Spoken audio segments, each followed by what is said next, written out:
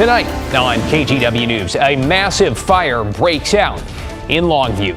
A closer look at what is burning that is spreading smoke across the area. Plus, hit by a stray bullet while leaving a street fair.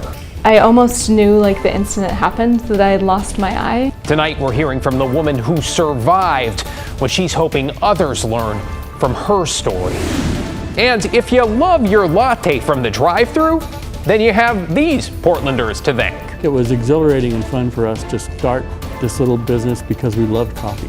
A send-off to the icon behind the Coffee People legacy. Good evening, everyone. Let's get right to breaking news. In a massive industrial fire burning at a plant in Longview. Right now, it is sending smoke billowing across the area. And on top of that, the fire is burning very close to a lumber yard with, yes, piles upon piles of wood.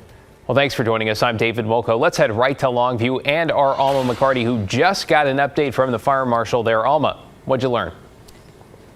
Well, David, the fire marshal tells me that this is a long-term incident, meaning that they will be working throughout the night to fight this fire and make sure that it doesn't spread. It is currently about a half a mile from where I'm standing here on Industrial Way in Longview.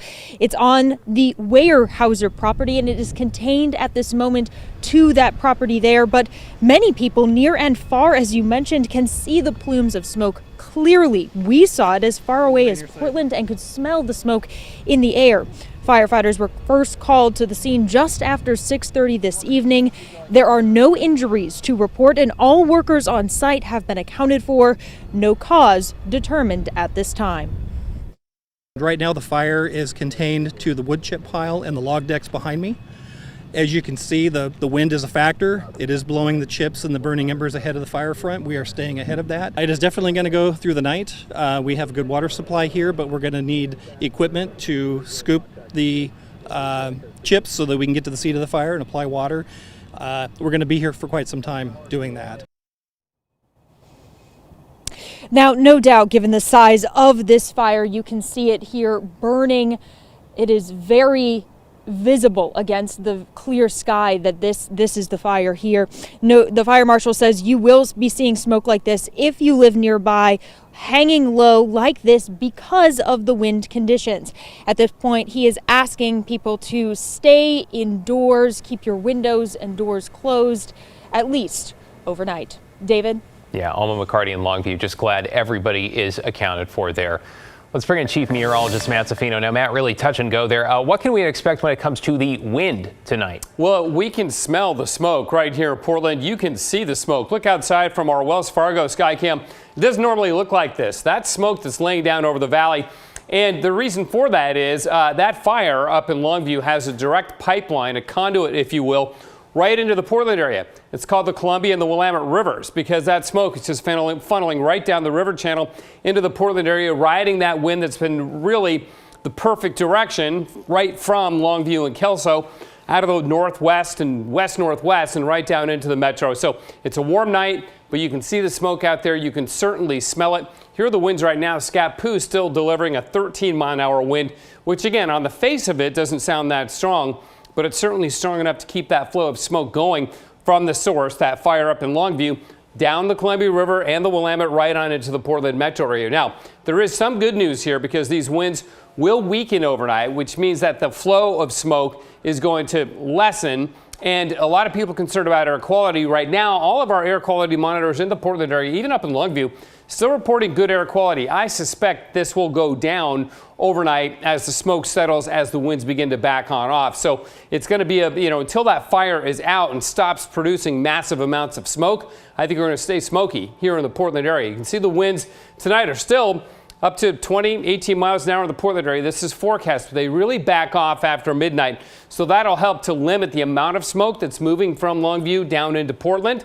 But still, it's here already. We're going to keep smelling it tonight. Then the winds will pick up in the afternoon tomorrow as well. Now, if the fire is under control and not producing smoke at that time, then that'll be good. That'll help to clear the air of the smoke that is already in place. But we've got smoke in place. The winds go calm tonight. That smoke will settle and stay with us, linger into the morning, and the smoke will clear when the fire winds down. David? All right, thank you, Matt. Let's talk more about wildfires because the dry, windy, and hot conditions kept fire crews across our area busy. In Molalla, some people were evacuated when a grass fire sparked this afternoon close to homes and businesses, those including those living at the Twin Fir Mobile Home Park, and residents at a memory care facility had to evacuate. It took crews about 3 hours there to get the flames under control and to allow people back in. No homes were damaged. Nobody was hurt. The cause of this fire remains under investigation. And the day started with another fire, this one in Marion County. It spread quickly through a grassy area and was rushing toward homes in the town of Turner. The crews were able to get the flames out before any houses were damaged. Look at how close it came in this video there. Everybody who evacuated was able to return home safely tonight. I'd love to see that nobody else gets hurt by the people that hurt me. Well, hit by a stray bullet while leaving a celebration. And while Jessie Quack survived physically, she will never be the same. Tonight, we're hearing from the unintended victim shot near the Mississippi Street Fair over the weekend, caught, police say, in the middle of a violent disturbance. Catherine Cook joins us now with the message Jessie and her husband want others to hear. Catherine. David, they're asking the public to do everything they can to help police find and arrest the shooter. A warning tonight. Some of the photos in our story are quite graphic, but the family asked us to please share them. It's an opportunity, they say, for the public to see the impact of gun violence for what it is, not just a statistic to ignore. It all happened so fast. Doctors say Jessie Quack will likely never see from her left eye again, but she's alive. I feel extremely, extremely lucky. It was just after 8 Saturday night. Jessie had just hopped into her friend Mark's car. The two authors had spent the day selling their books at the Mississippi Street Fair. They were parked at North Kirby Avenue and Failing when they heard gunfire. You know, it was just kind of like pop, pop, pop, pop, pop, like somebody set off a string of fireworks. Or the windshield exploded and my left eye exploded, and I realized, well, that wasn't fireworks, and so I ducked down. Mark drove Jessie to Legacy Emmanuel, just 4 miles away. Jessie's husband, Robert, took these photos in the hospital. It was a senseless act. They're hard to look at, but the couple says now is not the time to look away. My hope is to help put a face to a situation that is probably going to be forgotten by the time the next shooting happens. The next shooting, the next life, stolen or forever changed. Because this is a traumatic event. This is something that we'll never fully recover from. Robert is focused on helping police find and arrest the person responsible. Officers responded to the shooting, in which they say Jessie was an unintended victim. They say it was also connected to a nearby stabbing at North Mississippi Avenue and Beach Street. They're asking for photos and video from doorbell and surveillance cameras to help them solve the case. Or better yet, information on who pulled the trigger. And I guess I would ask people to put themselves in my shoes. When I walked into the hospital and I saw my wife covered head to toe in blood and saw her necklace and wedding ring that was covered in blood, to think what it would be like if they were in my position, and that they would want somebody to do something about it. Through it all, Jessie remains focused on moving forward and finding joy, even in times like this. She points to her latest sci-fi novel, Ghost Pirate Gambit. So I might be a little bit on brand with my new eye patch that I've just ordered. Grateful to be alive.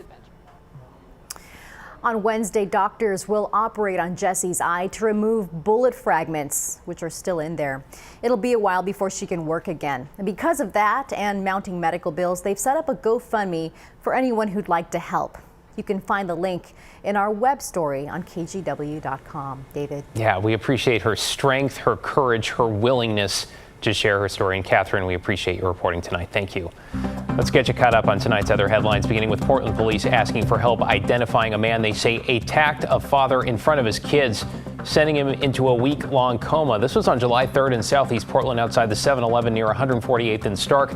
The victims say he was attacked after he noticed the suspect using what they thought was fentanyl. The father talked to the man, sparking a verbal altercation that ended with the suspect punching the victim in the face, knocking him unconscious. Police describe the suspect as white, 6'3", between 22 and 29 years old. He has tattoos from his left hand up to his elbow. A resident at a Gresham care home has been arrested and charged with killing a woman who was caring for him. Haley Rogers was found dead Sunday morning at McCarthy Place that is operated by Cascadia Health.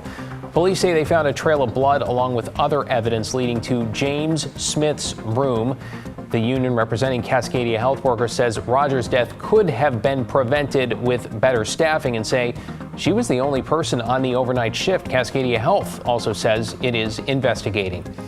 And Washington County has adopted a new public camping ordinance to comply with a new Oregon law that requires clarity around where and when people can camp. The new rules, which apply to unincorporated areas, prohibit camping on public property and restrict people from staying in a single location for more than 5 days. Those who violate the ordinance could be cited or arrested for criminal trespass. New tonight, the man credited for inventing the coffee drive-thru along with his wife and business partner has now died. From motor mocha to coffee people through caffeine highs and lows, you might just say Jim Roberts and his creations over the decades did much more than just satisfy. They inspired. Jim Roberts and his wife Patty started brewing coffee in the 70s. It wasn't until 1983 that Coffee People was born. I think it was exhilarating and fun for us to start this little business because we loved coffee.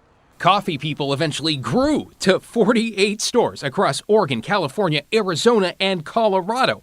At the time, it was second only to Starbucks in the number of locations. We kind of put on the big boots and went public. Along the way, Jim started Motor Mocha, the first drive-through coffee shop in the metro area, and it was a hit. Howdy, welcome to Motor Mocha. What can I do for you? So popular, it caused traffic backups on Northeast Grand Avenue. The reason I get the mochas is because they have a whip topping on the top. It's kind of like a plastic top on it, so it doesn't spill while you're driving. And then there was coffee radio. Why is it technically incorrect to refer to coffee beans as beans? Well, because they're actually not a bean, but seeds found inside the cherry of the coffee tree. An FM radio antenna was added to the store on Grant. Drivers could tune in to 97.5 to listen to things coffee trivia. And customers submitted poetry. You've listened to it? Yes, many times. What do you think? Oh, I think it's a kick. The Motor Mochas eventually changed their names to Coffee People. But after going public and expanding too fast, they sold the company. 2 owners later, many Coffee People locations were taken over by Starbucks. We didn't learn fast enough to do it correctly, I think. But Jim and Patty were not done. They started over, opening a new coffee shop called Jim and Patty's Coffee on Northeast 50th and Fremont. There's a memory and a legacy that people love and remember, and we continue to do the same thing. More locations followed, and as of today, there are 4 across the metro area. Reinventing themselves over and over. Okay, tonight an Instagram post from Jim and Patty's Coffee says Jim's death has created a, quote, hole in our hearts. Jim Roberts was 74 years old.